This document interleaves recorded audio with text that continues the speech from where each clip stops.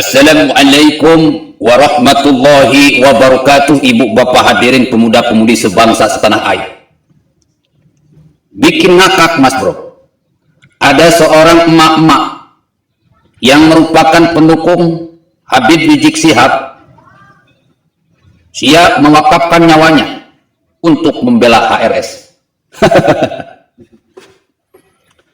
Kalau kita amati, kalau kita lihat, kalau kita renungkan dengan secara seksama, omongan ini tidaklah biasa. Omongan ini termasuk ke dalam suatu omongan yang sangat berbahaya. Karena mempunyai dua hal. Yang pertama adalah dia ini seolah-olah bilang siap untuk menjadi teroris, menjadi pengantin bom bunuh diri demi membela Rizik Syihab.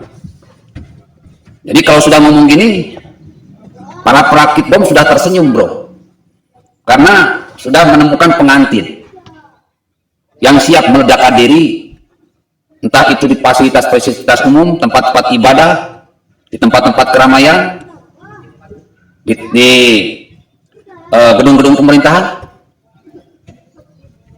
Dan yang kedua adalah mengundang, memancing para pendukung Rizik Syihab lain agar berlaku sama, mewakafkan dirinya untuk membela Rizik Syihab.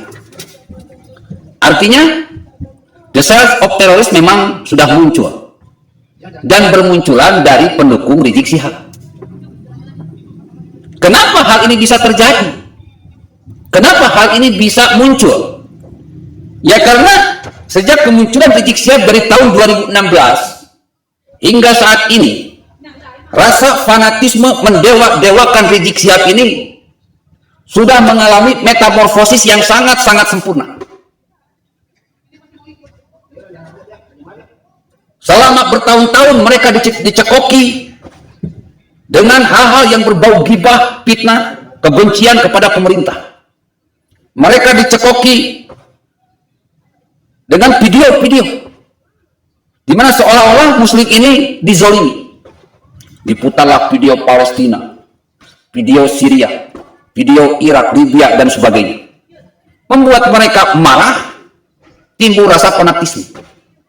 Ingin mendirikan negara khilafah di Indonesia untuk membentuk pasukan perang dalam bendera khilafah, dalam naungan khilafah. Ibu bapak hadirin pemuda-pemudi sebangsa setanah air, dimanapun kalian berada. Beberapa tahun terakhir terus dengan demo berjilid-jilid, dengan bermunculannya politikus-politikus busuk seperti si Fadli John, seperti si Refli Harun, seperti si Ustadz Tengku Zulkarnain, seperti si Waloni Yahya, seperti Buya Yahya, seperti UAS, seperti orang-orang PKS, orang-orang HPI, teroris asal oposisi, oposisi asal teroris, membuat mereka yakin bahwa perjuangan mereka ini benar. Kenapa bisa seperti itu? Ya karena pemerintah membiarkan mereka untuk bermetamorfosis dengan sangat-sangat sempurna. Pemerintah memberikan kesempatan, memberikan demokrasi kepada mereka. Padahal kita semua tahu bahwa mereka ini anti demokrasi. Pemerintah memberikan Pancasila kepada mereka, padahal kita tahu mereka ini anti Pancasila. Pemerintah memberikan UUD 1945 merah putih kebinekaan kepada mereka, tetapi mereka anti semua itu mas bro, anti. Terciptalah fanatisme yang begitu besar, mendewa-dewakan Rizik Syihab, mendewa-dewakan khilafah, sehingga tak segan-segan mereka buta mata, buta hati.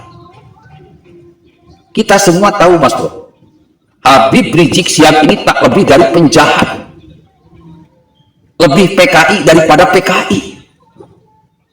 Kalau kita buka Al-Quran dengan sesungguhnya, Al-Quran saja boleh. Summa awrasna kitabal ladzina istafaina min ibadina. Aku wariskan Al-Quran ini kepada hamba-hambaku yang kupilih di antara mereka. Tidak ada Allah mengatakan bahwa pilihan Allah itu pasti zuriat Rasul, nggak ada. Tidak ada Allah mengatakan pilihan Allah pasti ustaz, kiai, ajaran, tidak ada. Thumma awrasna al-kitab alladzina istafaina min ibadina, aku wariskan, aku titipkan Al-Quran ini kepada orang-orang yang dipercaya oleh Allah Subhanahu wa Ta'ala. Siapakah orang-orang yang dipercaya oleh Allah Subhanahu wa Ta'ala? Sabbih isma rabbikal a'la, orang-orang yang selalu mensucikan dirinya, mensucikan hatinya, Mas Bro, mensucikan pemikirannya, mensucikan lisannya, mensucikan perbuatannya, semuanya demi mendapatkan ridho Allah Subhanahu wa Ta'ala. Sedangkan rizik syihab ini kotor, hatinya kotor, pemikirannya kotor, lisannya kotor, perbuatannya pun kotor. Tidak hanya mengotori hati orang, hati dirinya, tidak hanya mengotori pemikirannya, lisannya, perbuatannya, tetapi mengotori orang lain, termasuk si emak-emak ini yang siap mewakafkan dirinya untuk membela rizik syihab, mengotori rakyat Indonesia, mengotori umat Islam. Rizik syihab sudah menganggap agama sebagai toilet, tempat membuang hajat, dan lain, Mas. Pilihan Allah tidak seperti ini. Pilihan Allah itu kalau ustadz, Mas Bro, dia tidak akan menonjolkan keustadannya. Kalau kiai, dia tidak akan pernah menonjolkan kekiaiannya. Kalau habaib, dia tidak akan menonjolkan kehabibannya. Dikiranya hanya seorang pengemis. Tahu-tahu ketika azan tiba, kita baru tahu, oh ternyata dia ini seorang kiai. Ustadz, kiai, ajaran habaib akan ketika waktu sholat. Di luar sholat, orang-orang pilihan Allah cenderung menyembunyikan diri. Kenapa? Karena takut sombong dengan keustadannya, takut sombong dengan kekiaiannya, takut sombong dengan kehabibannya. Karena sifat sombong, ingin dimuliakan orang lain, ingin dihormati orang lain, ada sifat-sifat yang dibenci oleh Allah Subhanahu wa Ta'ala dan dipunyai oleh iblis, yang dimana iblis terlempar dari rahmat Allah Subhanahu wa Ta'ala. Rizik syihab adalah seorang yang sombong dengan kezuriahan Rasulnya. Kalau sudah sombong, apa bedanya dengan iblis?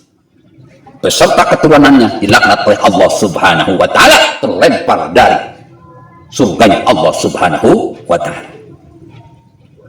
Ibu bapak hadirin pemuda-pemudi sebangsa setanah air, itu kalau kita mau menggali Al-Quran benar-benar, pilihan Allah itu yang hatinya suci, pemikirannya suci, lisannya suci, perbuatannya suci, bersih hatinya, Mas Bro, pikirannya bersih, lisannya bersih, perbuatannya bersih.